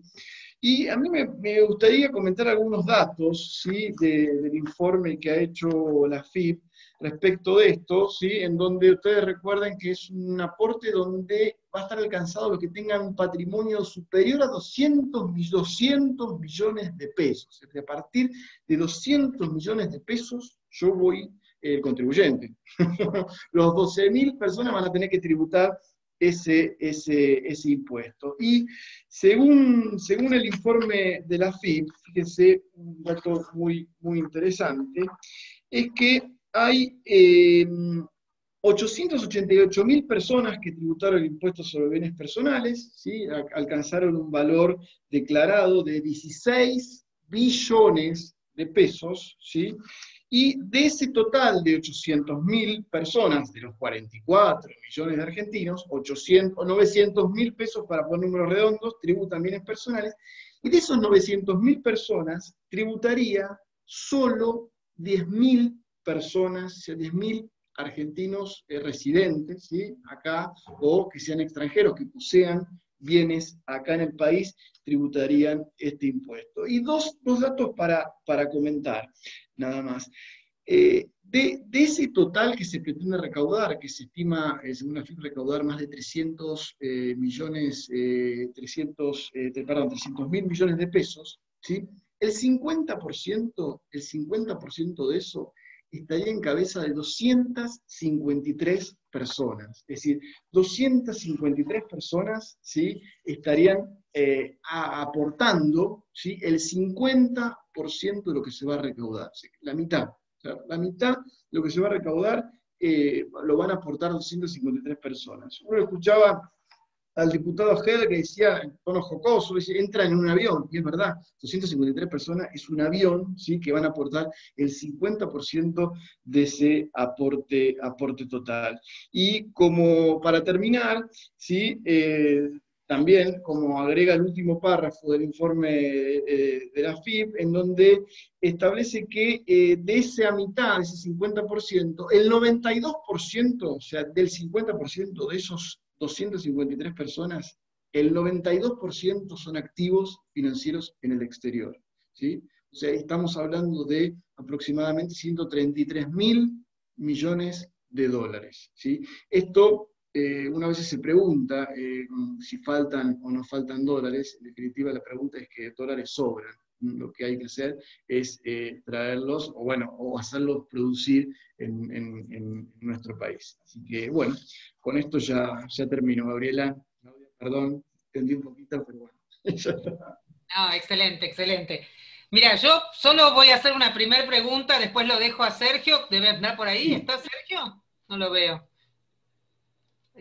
Estamos, sí. Ahí está. Bueno, no, yo te voy a hacer una pregunta porque es un servicio al ciudadano. Vos dijiste el principio sobre Solve et Repel, ¿no? Que tienen los aportes de la seguridad social, y ahí porque sabemos, bueno, ahí viene pegado con otra pregunta que hicieron sobre los monotributistas y cómo el Estado contrata monotributistas. Pero yo conozco una realidad bastante habitual en compañeros y compañeras que están contratados en distintas gestiones de gobiernos locales o de gobiernos nacionales como monotributistas, y que para ellos también corre, digamos, si uno se dio de alta en un monotributo o en un autónomo, y después se olvidó de darse de baja porque dejó de estar trabajando, no sé, hay todo un montón de injusticias en ese sentido, de que les cobran los aportes que no hicieron, cuando tal vez en realidad no trabajaron, digamos, o no ganaron. Claro, Pero claro. yo ahora entiendo, cuando vos mencionaste esto, si ese sería el mismo principio, si el principio solo rige para aquellos patrones, digamos, para que tienen que aportar por sus trabajadores en relación de dependencia, o también rige para el aporte que hacen los trabajadores monotributistas y autónomos, que a veces realmente están bastante precarizados y que no cuentan a veces con contadores o con personas que los asesoren en esta temática. Es una preocupación que yo he vivido y he visto muchas veces, entonces por eso te la traslado. Sí, sí, es cierto. Hay varios temas ahí. Uno, el mal uso, uno de los mal usos que se le da al monotributo, sí, sin duda, es la relación de dependencia encubierta, donde muchos empresarios, muchos sí, del sector privado o a veces del sector público, en realidad la relación contractual que establece una cierta periodicidad tiene que tener aportes y contribuciones no como el régimen del monotributo, por eso el régimen del monotributo es para actividad autónoma, ¿sí? El régimen del monotributo, a veces mal usado, se genera esta confusión, ¿sí? En donde se le da una cierta relación o laboral siendo monotributista cuando sin duda no tiene que ser esa relación y el empleador, en definitiva, que está actuando de esa manera, está incumpliendo, ¿no es cierto?, el deber de aportar y pagar las cargas sociales que se conoce, y si el fisco lo detecta, lógico que él inicia una inspección, una fiscalización, y si eso pasa, queda firme, no queda firme, agota la instancia administrativa, ahí entra en juego el solve repete, es decir, el empresario o el contribuyente que ha incumplido debe tener que pagar para poder discutir si quiere en instancia judicial esa deuda. Bien, pero esto te digo, ese principio rige tanto para autónomos, para cualquiera que esté aportando, no solo para el empleador, sino también para autónomos y monotributistas. Sí, exactamente. Sí, le reclama al empleador, la tienen que pagar antes de poder reclamar o discutir. En realidad, si uno demuestra, a ver, ahora por eso del lado del escenario de la relación de dependencia encubierta, ahora, por otro lado, son dos cuestiones. Ahora, un monotributista que está trabajando de forma autónoma y quiere discontinuar con su actividad porque se va al trabajo de relación de dependencia o decide no trabajar más o se va al exterior, bueno, ¿qué hace? Ahí le tiene que dar de baja al régimen del monotributo y hay una posibilidad de hacerlo retroactivo si se olvidó de darlo de baja. Es una discusión que va a tener que tener con el fisco para poder solicitar la baja retroactiva. Va a tener que demostrar, bueno, que me fui a vivir a otro país, que ya voy con el talonario, ahora es factura electrónica, pero digo, fíjate en la base de datos y la realidad económica es que yo no generé más ingresos por los cuales tenga que seguir estando dentro del sistema previsional, o incluso del sistema impositivo. Pero un cuestión de demostración, de prueba. Está bien, muchas gracias. Lo dejo a Sergio, entonces. Sergio, no sé si alguna de las preguntas, si no tenemos algunas también acá. Sí, ahí fuimos acumulando algunas muy interesantes hoy. La verdad que hubo mucho flujo de intercambio, se nota que fue atrapante el encuentro. Y además sienta allana el terreno para la parte más técnica, que es la segunda parte del curso, así que tienen ahí ya las precondiciones validadas para las siguientes clases. Bueno, empezamos por una de Enrique. Enrique lo que nos preguntaba es, en comparación con otros países desarrollados, ¿cómo es la carga tributaria del impuesto a las ganancias para el trabajo en relación de dependencia? Cuarta categoría, más o menos nacionalmente. Claro, el dato en otros países, imagínense que hay un informe de la OCDE que establece que la presión fiscal en nuestro país está por debajo de lo que es incluso Uruguay y Brasil. ¿Sí? El último dato, creo que es del 2018, donde dice que nuestra presión fiscal no llega al 30%, Brasil el 33%, y Uruguay el 29%, y nosotros estamos en el 28 y pico, casi ahí. Y dentro, sea la particularidad que dentro de esa presión fiscal, a diferencia de otros países, incluso de Uruguay y Brasil, el tributo que más recauda es el impuesto al valor agregado. y lo que es impuesto a las ganancias es mínimo comparado a los otros países. Ahora, yo lo que desconozco es si dentro, como acá se da la particularidad que dentro de ganancias el que más aporta es la renta afectada al trabajo en relación de dependencia, yo no sé, tendría que investigarlo a ver si en otros países se da también la misma proporcionalidad. Es decir, que termina repercutiendo también en el trabajo en relación de dependencia como acá, ¿sí? La repercusión en el impuesto, ¿no? Eso en otros países tendría que investigar. Sé que la presión fiscal, a diferencia de acá en Argentina, allá recaudan mucho más por ganancias y los impuestos directos que por los impuestos indirectos. Ahora, de esos directos, si es más por relación de dependencia o no, habría que estudiarlo. Bien. En línea con el tema de ganancias, también lo que pregunta es, porque parece que no terminó de quedar claro los cambios después de la reforma del 17, y pregunta si no sería más eficiente que la escala sea móvil, de manera tal de que se mueva en línea con la inflación. ¿Qué componente de la estructura del impuesto, cuarta categoría, hoy en día se actualiza por inflación? Claro. Bueno, se va actualizando los mínimos no imponibles y las deducciones vendrían a ser personales.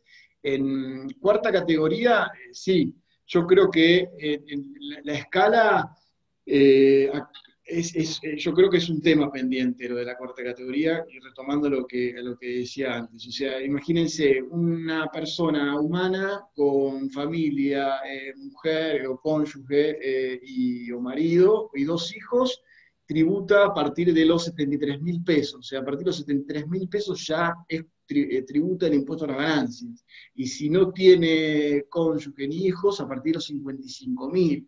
Con lo cual es un poco complicado cuál es el rango. Es decir, si uno tiene que tener 40.000 pesos para no ser pobre, pero a partir de 55 ya empieza a tributar a ganancias, con lo cual yo creo que es un tema a actualizar, no solo las ganancias no imponibles y deducciones, sino también podría ser la escala. Lo que pasa es que ustedes piensen que para personas humanas ya la escala es progresiva, va del 9% hasta el 35%. Lo que pasa es que en muchos casos el trabajo del trabajador en relación de dependencia, que es el que más más le repercute el impuesto, a veces termina entrando en la escala más alta. ¿Sí? Entonces se da un tema. No sé cómo, es buena la idea de ver cómo se puede, a ver si entendí, tratar de jugar la escala con la actualización inflacionaria. No sé cómo se podría instrumentar, pero podría ser.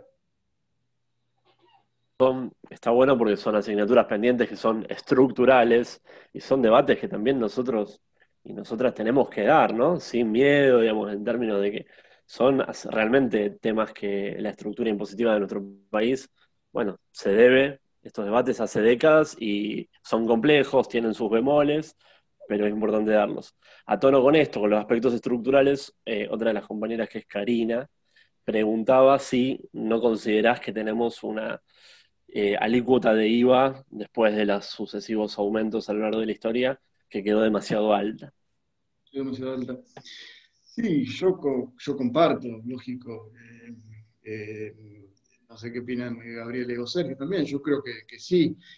Lo que pasa es que se da la paradoja de que hay que bajar, sería conveniente bajar la alícuota de IVA, y desde el punto de vista técnico de la realidad uno dice sí, habría que bajar la alícuota del impuesto agregado, pero ¿quién nos asegura que esa baja de alícuota del impuesto agregado va a generar una baja en los alimentos, va a generar una baja en la mercadería que termina repercutiendo en el consumidor final? O sea, bajemos una alícuota de IVA que no termine de mantener el precio del producto, sino que vaya acorde a eso. Yo, como decís vos, Sergio, yo creo que es una batalla que hay que dar, pero no sé si es el momento ahora donde está todo tan cambiante, ¿no? Yo creo que habría que esperar un poco que pase esta tormenta de coronavirus y dar, bueno, o dar un debate profundo de una reforma tributaria, sí, que creo que el gobierno está empezando a dar. Interesante. Y también está ahí la transmisión de todo esto, ¿no? Porque cuando fue la intención de darle uniformidad al eslabón final en la alícuota del IVA para la leche, ¿se acuerdan? Fue hace 2 meses esto. Sí. Bueno, hubo una réplica muy importante de la oposición que embarró la cancha, básicamente, porque, bueno, desde el análisis tributario, técnico bien fundamentado de parte de la Secretaría de Política Tributaria del Ministerio de Economía, bueno, explicaban que no iba a tener ningún tipo de impacto sobre los precios al consumidor final, básicamente porque era un eslabón que afectaba al eslabón entre mayorista y vendedor final. Bueno, Sí. Finalmente se tuvo que desandar eso. Y además era, no sé si te acordás, era la leche sin aditivo. Ajá, sí. Y prácticamente no hay. Yo te juro, un día estuve en el supermercado, no sé si a algún compañero le ha pasado lo mismo, no hay leche sin aditivo que se comercialice. Todas son con aditivos y todas están grabadas al 21%. Entonces, corregime, yo creo que la idea era bajar al 10,5 y subir la de sin aditivo al 10,5. ¿Sí? Porque esas prácticamente no se comercializan, cualquier leche tiene aditivo. Entonces, ¿qué terminó pasando? Ahora están todos al 21. Y bueno, Sí. por eso es un poco lo que decía también el doctor Parrilli, de que nos metamos en esto y de investigar y de analizar y no a veces creernos todo lo que nos dicen sin previo análisis, previo estudio y sin previa profundización de los temas, ¿no? Uh-huh. Sí, plenamente. El resultado iba a ser que posiblemente bajara el precio de la leche en vez de subir, y bueno, finalmente no se pudo implementar. Una pregunta interesante respecto a un tema que vamos a ver en una de las próximas clases, pero está bueno ya empezar, me parece, a discutirlo, que es el de la evasión. Pregunta Alejandra si es alto nivel de evasión impositiva en Argentina, y en particular, ¿cuáles son los sectores de actividad que más se evaden? Sí. Bueno, ahí en línea sí es cierto, sí, Sergio, después más adelante vamos a ver una clase exclusivamente de lo que es evasión fiscal, lavado de activos y todo lo que es los circuitos que se frecuentan, no solo a nivel nacional, sino a nivel internacional. Y sí, a ver, hay un informe también de la OCDE que establece que en Latinoamérica se estima que la evasión fiscal es el 6% del Producto Bruto Interno, 6% del PBI, el 6% del PBI. Imagínense que este impuesto a las grandes fortunas dicen que va a aportar el 1% de ese PBI. Y el Estado, haciendo proyecciones con el IFE, el ATP, está aportando el 5% del PBI. Entonces, imagínense si acá en Argentina, que para mí debe ser más, porque esto es un informe regional, habría que ver en Argentina, seguramente sea más que el 6% del PBI, pero es un montón de plata, y sin duda,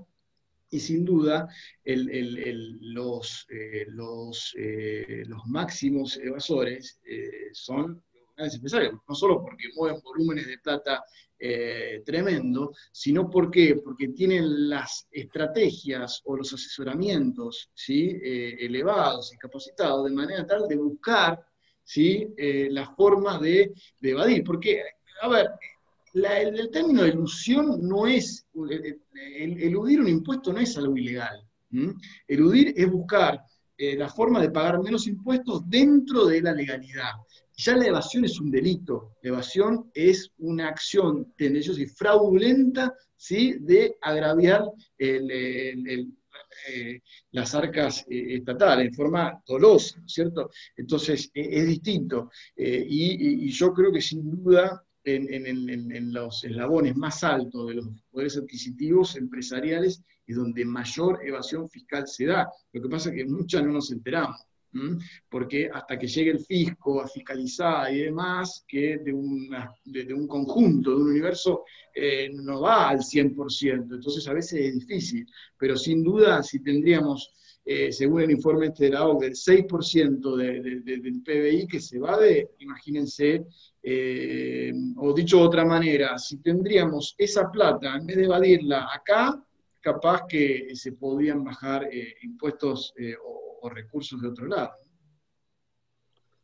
Bien, bien, excelente, muy interesante. Avanzamos con otra más sobre un debate también actual que se viene, de hecho, posiblemente tengamos novedades en estos días, que es, bueno, lo que vos detallaste sobre derechos de exportación y en Sí. particular lo que te consultan es cómo ves, si crees que estamos en niveles de presión ya exagerados sobre el sector y en particular si crees que es importante implementar una segmentación mucho más profunda que la que tenemos hoy en día. Lo pregunta Roberto esto. Sí, Roberto, seguro. De hecho, el ministro, bueno, o sea, al principio de año estaba planificado y está en cartera hacer la segmentación y tabulada en función de la cantidad de soja o de cereales que digo soja porque siempre es el más conflictivo, ¿no? De hasta 100 toneladas, una determinada alícuota, a partir de ir segmentándolo. Esa es la propuesta. Lo que pasa es que yo veo humildemente que el contexto nacional e internacional, lo que va del año con la pandemia, ha destabilizado todo. Entonces, sin duda, que está en cartera y en tema, ¿no es cierto?, a tratar y que seguro tiene que realizarse vía compensación, pero acá dejando bien en claro que no, el beneficiario de esto no tiene que ser el gran exportador que saque los granos, como decía la semana pasada, creo que fue Jorge, subvaluándolo o sobrevaluándolo. Mejor ejemplo que Vicentín no hay, sino que al pequeño productor, ¿sí?, que es el que entrega los granos. El pequeño productor que entrega los granos automáticamente se le retiene el 33%. ¿Sí? Entonces, para el exportador es exactamente lo mismo. O sea, el que termina perjudicándose, bueno, termina cayendo la carga tributaria, sí es en el pequeño mediano productor, y que sin duda, teniendo esta segmentación tabulada desde el 20 hasta el 30 o 33% de tasa para que tribute el derecho, yo creo que va a ser beneficioso para productores, para el país, porque va a generar, lógico, ingresos de divisas, que también es un poco lo que estamos necesitando. O sea, acá, en definitiva, es que el país salga a flote y genere las bases monetarias, las políticas fiscales sustentables para poder seguir creciendo, ¿no? O bueno, o retomar la senda de crecimiento que habíamos dejado hace unos años. Interesante eso, hay un trade-off, como dirían los economistas, hay una balanza ahí que, bueno, necesariamente necesitas esos dólares y no siempre puede ir a garrotazo. Bueno, están prendidísimos ahí en el chat. Ustedes, Gabriela, Claudia, díganos cuándo tenemos que cortar, pero... No, vayan más, sigamos, hay muchísimas preguntas, después vas a tener un gran trabajo, Juan Pablo, de contestarlas que no lleguen. Sí, eso... Están participando muchísimo y nada, son temas que obviamente nos involucran a todos y está muy bien que vayamos. Seguí, Sergio, si tenés... Había una pregunta que estaba muy interesante sobre la máxima liberal, ¿no? ¿Para qué la busco? Ahí la busco y justo agarré una al vuelo. ¿Qué opina de una de las máximas liberales, que a mayor presión fiscal, menor evasión privada, menor inversión privada? ¿Qué opinas de eso? Mayor presión fiscal, menor inversión privada. Como la cosa más liberal, dejemos que el Estado no existe. Yo creo que el mejor ejemplo fue en los últimos 4 años. Que sin duda hubo mayor liberalidad, menor control del Estado y los índices de todo tipo de crecimiento, de ingreso de recaudación tributaria, de crecimiento homogéneo, o sea, ¿no es cierto?, han bajado y han subido las tasas de interés, de financiación y demás, que no han traído para nada esa mejor situación. Y bueno, y lógico que después son los mismos que se quejan después que el Estado no está, ahora que por qué le tardaron para dar el ATP, por qué dan el IFE por 10.000 pesos y no se supera. O sea, son los mismos que se quejan ahora por qué el Estado no está presente cuando antes querían que no esté presente. Entonces, yo creo, no sé, Sergio, también tema económico que te involucra, pero yo no creo que esa ecuación vaya a mejorar. Sí, sí, uno piensa en una totalidad, ¿no? La verdad es que cuando uno analiza uno contra uno la serie de inversión versus la serie de presión impositiva, no solamente a lo largo de la historia de un país, sino también en el panel mundial, en comparativas entre países, no hay una correspondencia tan directa como la que plantea el simplismo de estos apotegmas liberales. Son más complejas las cuestiones. Hay países donde tienen niveles de inversión contra el PBI que son elevados, con presiones impositivas bajas, pero hay países que tienen niveles de inversión importantes con alta participación del Estado y también con alta recaudación de ingresos. Así que uno trataría de no simplificar tanto y bueno, obviamente cuando se plantea un argumento tan simplista, lo que hay de fondo es una chicana política y un interés, la necesidad de defender un interés específico, ¿no? Pero es un debate súper interesante porque traspasa al día a día de lo económico y, bueno, en particular del tributario. Hay una pregunta, Juan Pablo, que no la quiero olvidar porque le están haciendo varias compañeras y compañeros. Acá tengo a Gerardo y Alejandra en particular, están hablando sobre un tema que también es transversal, que es el tema de educación, de cultura, cómo hacemos para promover, en particular la cultura impositiva, tributaria, cómo hacemos para tratar de difundir, cuando, bueno, sabemos que son tópicos que tienen un grado de expertise, pero a su vez hay nociones básicas fundamentales que tal vez se podrían incorporar mucho más en la educación primaria o secundaria, ¿no? Claro, sí, sí. Bueno, creo que han dado en la tecla, porque esa fue la intención y el proyecto de este seminario. Básicamente, justamente generar esa cultura tributaria y de que todos nos metamos, como lo que decíamos en la primera clase, estudiantes, comerciantes, empresarios, gente, abogados, otras profesiones, todos y todas, entender de qué se trata esto y qué es lo que se pretende resguardar. La FIP en su momento había hecho, después si no le podemos preguntar a Alejandro Otero, con mayor precisión, que va a estar la semana que viene, pero yo creo que la FIP en su momento había hecho un plan o un plan de acción para justamente dar esta instrucción tributaria a todo el público en general. No sé en qué quedó, pero sin duda en los colegios tendría que, los colegios secundarios,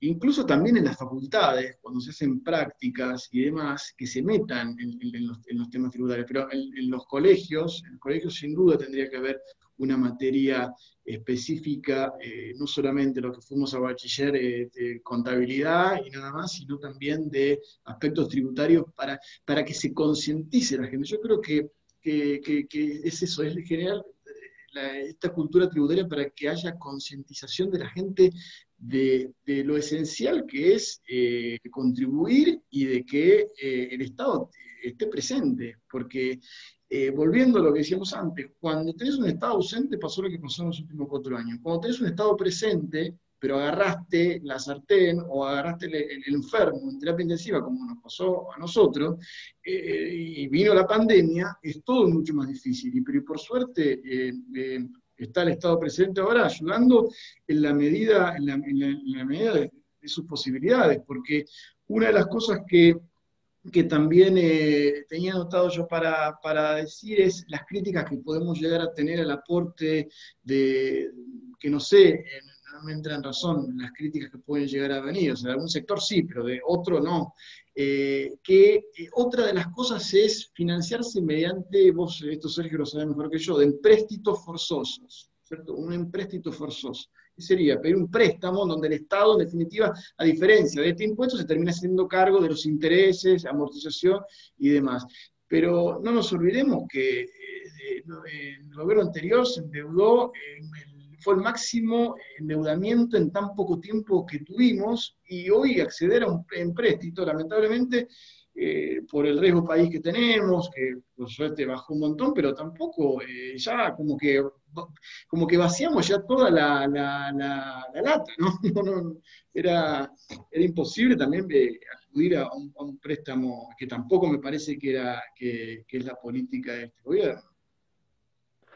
Bueno, súper interesante. Ahí algunas compañeras y compañeros mencionan un programa específico de cuando era administrador Ricardo, que promovía que eran empleadas y empleados, trabajadores del organismo, fueran a las escuelas.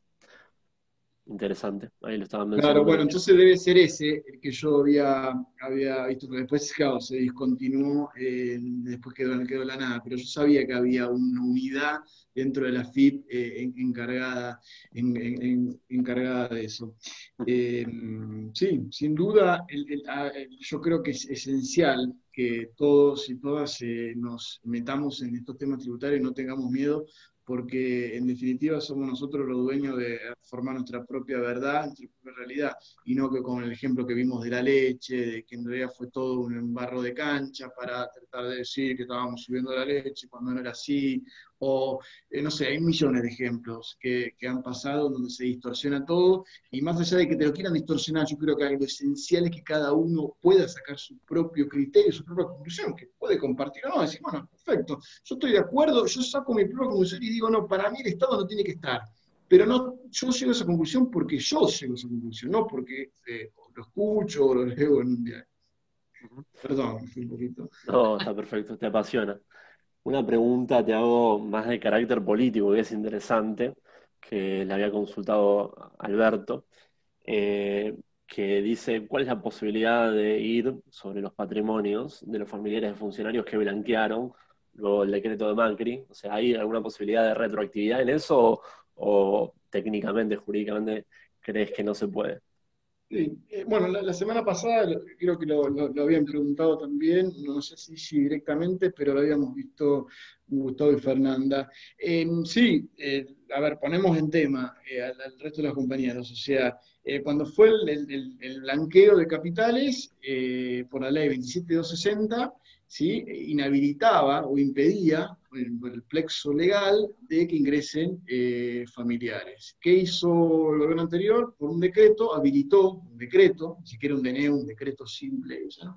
Habilitó a que ingresen a ese blanqueo familiares. De hecho, el hermano del presidente terminó blanqueando 37 o 34 millones de dólares.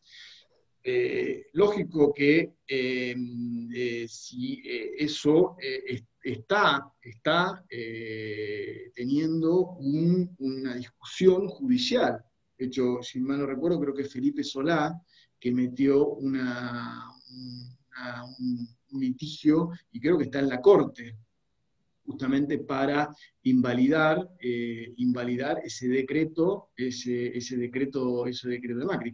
Con lo cual, a ver, habría que ver el tema de los derechos adquiridos y demás, pero sin duda que si termina saliendo el fallo en contra, a ver, si me preguntás a mí, eso tiene que volver todo para atrás, y en todo caso el impuesto que se pagó, el impuesto que le llamaron, la ley del sinceramiento, el sinceramiento fiscal, acá te cambiaron los nombres, sinceramiento, reperfilamiento, todo un disfraz del impuesto que se pagó del blanqueo, se tome a cuenta del posible ajuste fiscal que pueda llegar a generar, ¿cierto? Porque vos pensás que si blanqueaste 37 millones de dólares, ese impuesto, ese beneficio no pagó impuesto.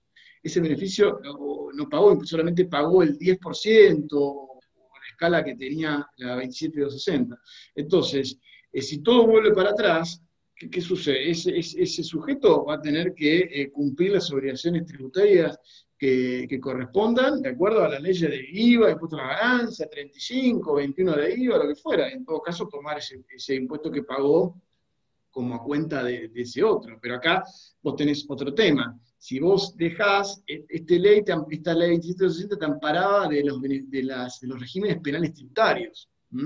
Y si vos estás hablando de 37 millones de dólares, ¿sí? o sumas que superen los límites cuantitativos de la ley penal tributaria, estás hablando de la ley penal tributaria, para situarlos, a partir de 15 millones de pesos de evasión tributaria, ya encuadro dentro de lo que es la ley penal tributaria. Así que sin duda 37 millones de dólares, imagínense, ya podría ser prácticamente fácil. 37 millones de dólares, o los familiares, respondiendo a la pregunta que consultó el compañero, que sea. Pero bueno, ahí habría que ver, desde el punto de vista constitucional, cómo se expide la Corte, o si que se expide, o cómo trata el tema de la retroactividad y de lo que se hizo antes. ¿Sí? Ahí sería un tema para analizar jurisprudencialmente. ¿Habría tiempo para una más, Sergio, si tenés alguna? Dale.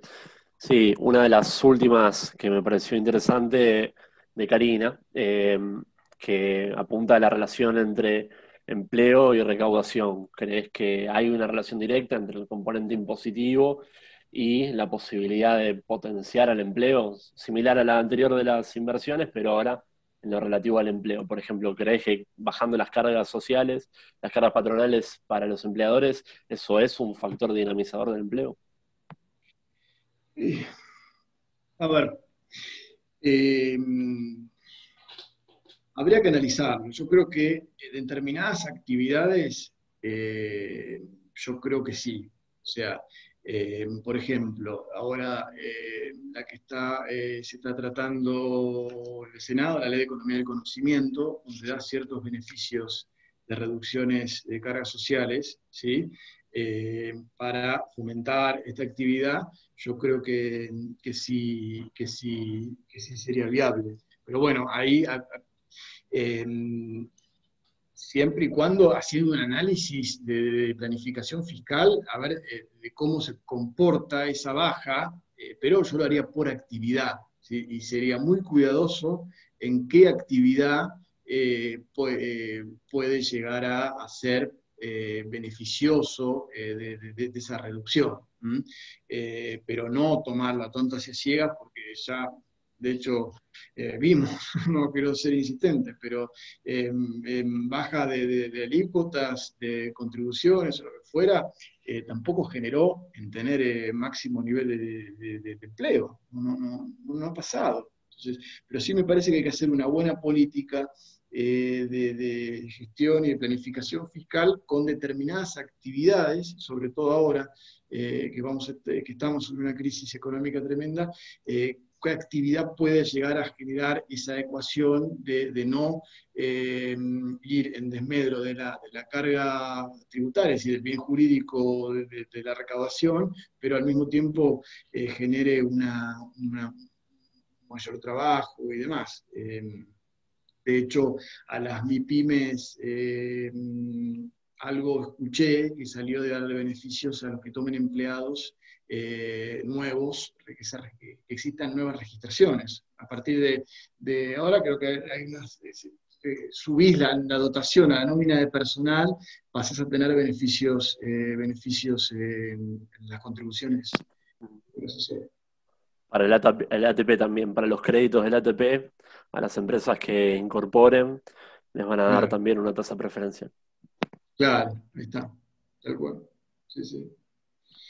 Gabriela, todo tuyo. Bueno, nada, estamos, ¿no? Bueno, igual siempre pensemos que todo tiene que ser en beneficio de los trabajadores y nunca restringir derechos, bueno, el Estado tendría que hacer el esfuerzo y poder de alguna manera pagar aquello que se le esté descontando a los empresarios y van a tener beneficios, ¿no? Digamos, esto siempre se trata de esto, más allá de, porque está el liberalismo de que, bueno, que acá el problema del desempleo tiene que ver con la carga del aporte social, la verdad que no parece que fuera real, ¿no? Y bueno, nada, eso, defendamos siempre lo que es el derecho que ya, por suerte, nuestros trabajadores en la Argentina, gracias a un fuerte sistema también sindical, hace que haya mucho derecho garantizado. Entonces, eso para mí no es algo que tal vez con los tiempos empiece a peligrar, pero tenemos que ser fuertes en sostenerlo, ¿no?